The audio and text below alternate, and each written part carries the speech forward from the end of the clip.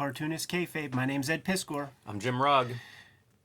Could skin this cat many ways, Jimmy. We did the big video about the Sam Keith Wolverine story, but there's some other stuff in here. Today we're going to be looking at the Jay Lee Beast story with cameo appearances of Rob Liefeld. But first... Yes, first, I'm on Patreon, patreon.com/Jim Rugg, and one of the things that I do on there is a lot of my zines that are out of print are available as PDFs you can download once you sign up. This is my wrestling zine. That's just a collection of wrestlers that I've drawn, so you can kind of see the list there, but I like showing off Abdullah, ballpoint pen sketch. But there are covers that I've done for WWE, commissions that I've done for people, and some are just personal favorites here and there, such as Dusty Rhodes and Ric Flair. Like, can you get any better than those two guys? So this is one of the PDFs that's available there. I also have lots of art, comics, behind the scenes, process stuff, even notes for Cartoonist Kayfabe episodes. So patreon.com/Jim Rugg. We have link trees in the description below our videos that have links to all of our stuff. One of the links that I have is for my Patreon for the early Red Room adopters. $3 get you the archive there at patreon.com/Ed Piscor. But starting January 20th, you take a look at that link tree, you're going to be able to pre-order issue 1 of Red Room. The press release goes out, I believe, January 20th, so I can't mention the specifics right here or during this recording session. That's all going to change next week. But the idea is there's murders happening on the dark web for fun and profit. People are enjoying this stuff, sending Bitcoin to have their dark curiosities processed. Is this nonfiction, Ed? You know what? We'll get to that later, man. We'll get to that later when we really got to start selling this thing, man. But like I said, $3 get you the archive, and our link trees in the description have links to all of our business.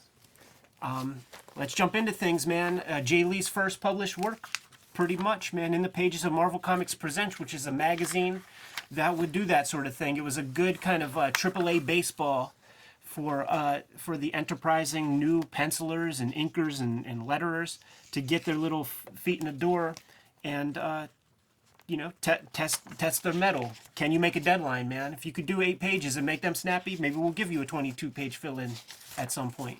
Yeah, kind of a fun series, often featuring popular characters. Wolverine usually in your lead spot, and in this case, it's Rob Liefeld starting out with a Beast story. So I guess he was obviously a fan of the original X-Men. Had this concept or had it offered to him. Not sure the origins of how Rob Liefeld gets on this in 1991. It seems like a pretty busy time in his schedule, but nevertheless starts out with a Beast story. Yeah, drawing the old school costumes and stuff, inked by this dude Tim Dizon. Sure. He is a dude that has worked with Rob even before this, from the days of Megaton, 1986-87, inking Rob on Megaton comics. We did a video about this one, man, but I thought it was cool to see the gang get back together, man, for some Marvel Comics Presents work, Jimmy. It is funny to see these names that pop up like that, and they don't go on to be a big career. That's a name I'm unfamiliar with until you pull out Megaton and we see this story. It seems like he had a good shot. Rob's getting going, and he's putting his homeboys on. He's doing the shit that you're supposed to do, man. Once you get your foot in the door, you put your homies on. You bring Hank Canals in. Come on, man. Let's go do some Youngblood comics. Come on, Tim. I liked your inks on Megaton. This looks good. I like that splash page. I like this 2-page, double splash. Yeah. All these characters look really good. It's a little bit atypical for Liefeld. You can certainly see his figure work underneath there, but maybe more brush inking than we usually see with him. Yeah, Tim D is auditioning to be a Marvel inker, man. So he's applying that brush to the artwork. But yeah, but draw you still feathers, see, draw Iceman, like show off what you can do. Yeah, you still see the Rob Liefeld in there. One of the things that isn't very Rob Liefeld-ish is you never really seen color hold artwork with Rob. So Tim D's kind of showing off, man, that we could do some techniques, we could do some effects. Hey, go back one. Who can draw feet, right? That's good looking feet, man. Both of those feet really strong. Yeah, man, you're gonna see some good feet in here, man. You can't be drawing Beast if you draw dog shit feet. And then check this out, man. We got our Jay Lee cameo. He gets like 1 page a piece for like the first couple, and then he takes over, man. But clearly the hand of a different guy. Yeah, absolutely. And it's in the credits. You know, they weren't just sneaking this into, you know, meet deadlines as sometimes you pass it around a studio if you're late. Yeah, This is no, a he's clear credited. distinction. He's credited. Look at that for Rob Liefeld drawing panels. Yeah, That's man. a lot of damn panels. Yeah, he's pulling out the Art Adams vibes, man. You know, and he's composing for these 2-page sequences, man. People fighting on a raft, cool costumes. By the way, completely unclear why this mail deliverer is even out on a raft. Like, You know, once again, the don't story. ask too many questions about this story, everybody. We're talking artwork here on this thing, man. And the story, if you were curious, is written by one of the luckiest men in comics, Scott Jobdale. How about this for a splash, though, man? This is another Liefeld gimmick. That's a heck of a beast right there. I was really impressed by this story at the time. You know, I mentioned in our Sam Keith episode, I was reading these off the stands when they were coming out, and it was like, that's awesome. And the coloring's spectacular. Like, they're really going for it. Look at all the color in the sky background on that Absolutely. left panel. Like, wow, it's every color they've got. Absolutely, man. I even appreciate the cliff. It's good stuff. Lots of panels once again. And it's a Hank romance story, sort Yeah. of, at least that origin part. Check this page out, though, man. I think this is where you start to get some telltale stuff, because like Rob's art is thinning out here, man. This is like an inked breakdown. Yeah, You know, yeah, for that's, sure. That's real thin, and then launches right into a Jay Lee piece. And this panel is so effective. It's so simple, but it's so effective. The idea is they're putting Hank on the high school team. These are high schoolers, man. It's like, you know, when Judge Reinhold plays a high schooler in Fast Times or whatever. That's really funny. I'm glad you pointed that out, 'cause those two are 33 years old, and that Yeah. And, you know, he gets the ball for the first time. Look at how small that ball is. And then just boom, boom, 3 good leaps yeah, over the uprights or whatever those things. Or this called uprights? sure, uprights, yeah, very effective. I like the little for this panel. Jay Lee, you get to see his artistic flourish. You know, some clouds going into that setting sun. Oh, and then we'll go back to Rob Liefeld stuff. But once again, this is like very thinned out Liefeld artwork, man. Pulling a little bit of energy from Todd McFarlane Yeah, I think so. with the phone cords right there. The vertical panels too, very McFarlane-esque. And man, talk about like, see, Rob is showing off because he's like, you know what? I'm gonna do a beast story when nobody's looking for that, and the villain I'm gonna put in it is Constrictor. Ain't nobody looking for any of those Captain American villains, man. Yeah, no doubt about it. Look at this. This might be one of the raddest Jay Lee pages of the whole thing, actually. I can remember like following Jay Lee because of this run, and it starts with this kind of stuff. And when you look at Jay Lee, you know, think Namor, because I think that's what follows this. You'll see you'll see stuff that really you see in Namor. I think you see glimpses that you see in like the X Factor fill-in issues that he does. There's the period of Jay Lee from about the end of this story probably till Hellshock. Right. And it's a certain period where, like, man, he's slinging ink and going fast. I love it. That's probably some of my favorite Jay Lee. It's just pure energy, and you see it. It's in this story. There are glimpses of it throughout this story. You know, we read ahead and we prepare. We're well prepared for this stuff whenever we sit down and talk about it. But it's only now that I really think I'm reverse engineering what's going on here. Because now we're seeing the Red Ghost. And that's another, like, C-lister villain. Like, Rob is like, I can sell you on anything. I can make anything cool. Now, the cool thing about Red Ghost in the Fantastic Four comics, if I remember correctly, is that issue I think was inked by Steve Ditko. There's a tandem between Kirby and Ditko. Some cool imagery going on some Red Ghost comics. I think it was a Fantastic Four. Can't imagine what else it would have been. Pretty pedestrian stuff. Like, you never see Jay Lee tasked with, like, you know, just a Mensa ballroom meeting. These are hard things to do whenever you're an artist too. Is like, how do you make this look interesting? It's tall orders, especially Yeah. for an establishing shot at a to formal function, because you can see him get more interesting once the action begins. You know, tilt that camera a little bit, really get that depth of field going on. Right. And he's got to be Ed 18 or something at this point. Like, he was a young guy by the time we all knew him, you know, on Namor and Hellshock, and this is sometime before that. I would have never picked this out as a Jay Lee piece right here, man. Definitely got softened up a lot by the inker.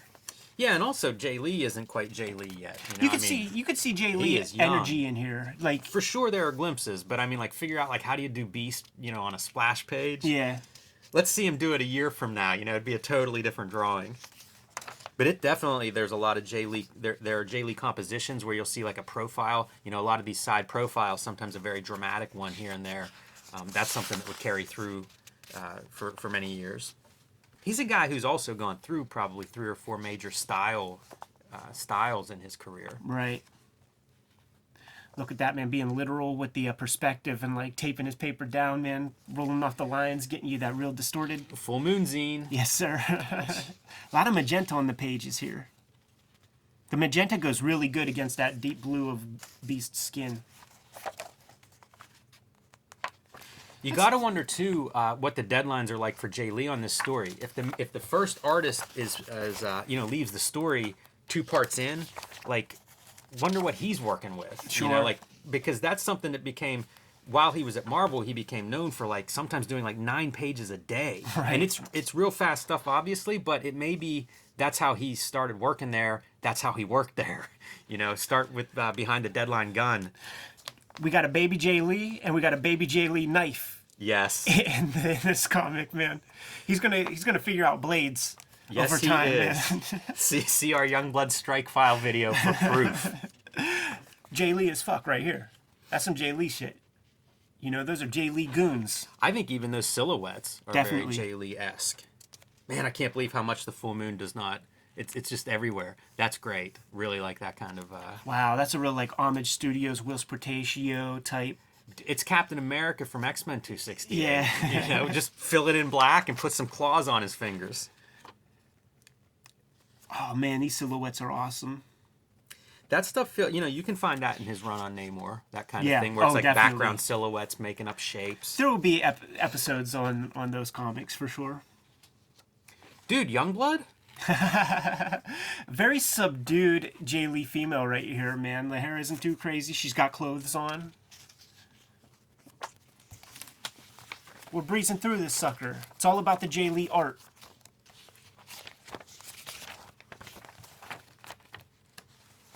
I just love seeing him kind of coming into his own, Yeah. trying things. This is almost, reminds me of like a John Romita Jr., that background where it's like super fast marks, but they kind of read, they're diagonal to create a little bit of dynamic movement.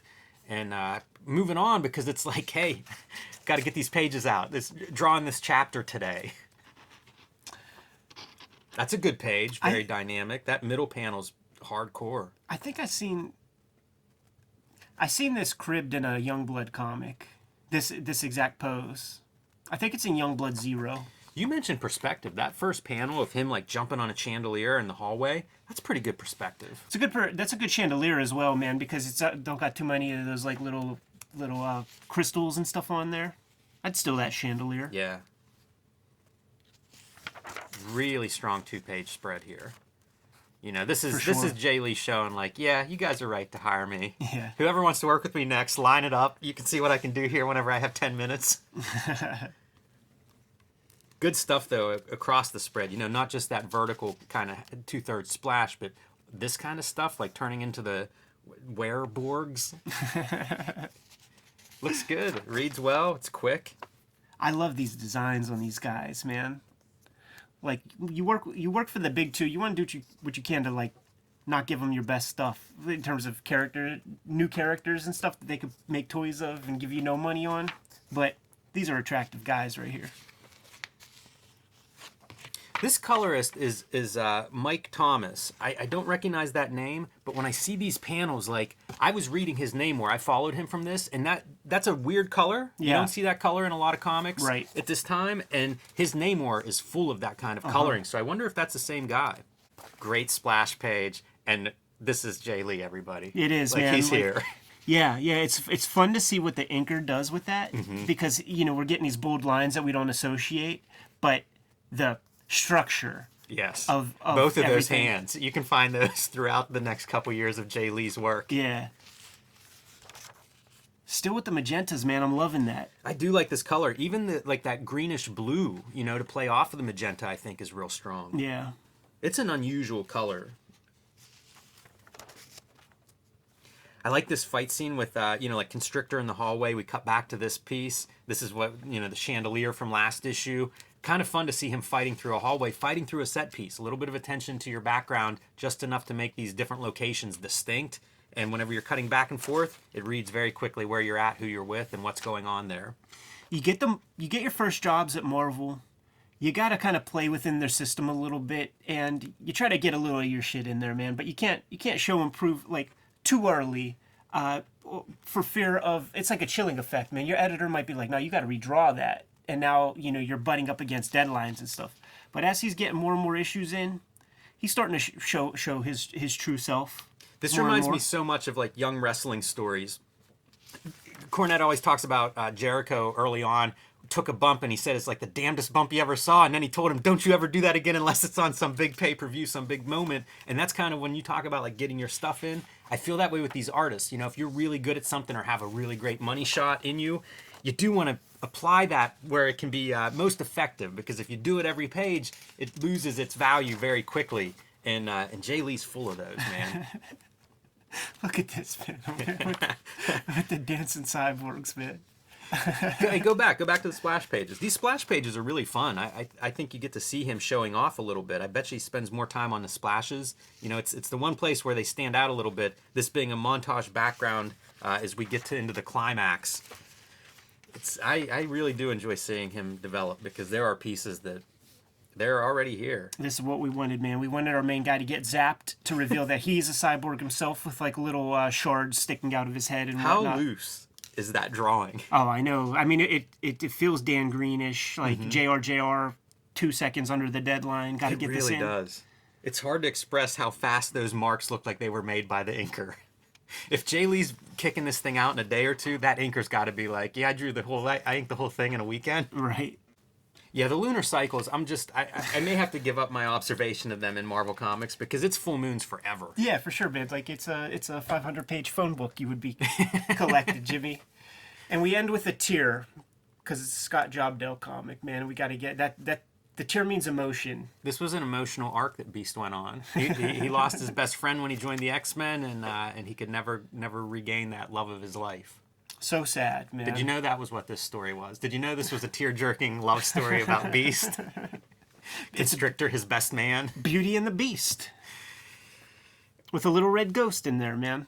Pretty cool to see Jay Lee, though, at this stage, because you do see him. We look at a lot of these artists' first works, and sometimes there's no sign of what they're going to become. Jay Lee is present here. That's for damn sure. And you know who else is present? This is some early Joe Madureira work. But that's for another video, Jimmy. Kayfabers, like, follow, subscribe to the YouTube channel. Hit the bell. We'll notify you when new vids are available. What you got?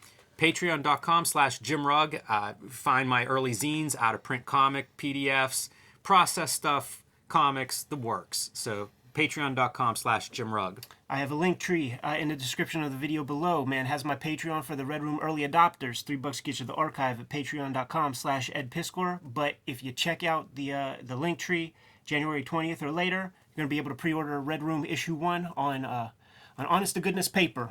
What else, Jimmy? Subscribe to the Cartoonist Kayfabe e-newsletter at the links below this video to keep up with everything we have going on, and it is going to be a big year, Ed. You can also find Cartoonist Kayfabe t-shirts and merchandise at the links below this video. More videos to make, Jimmy. Give them some marching orders. We'll be on our way. Read more comics.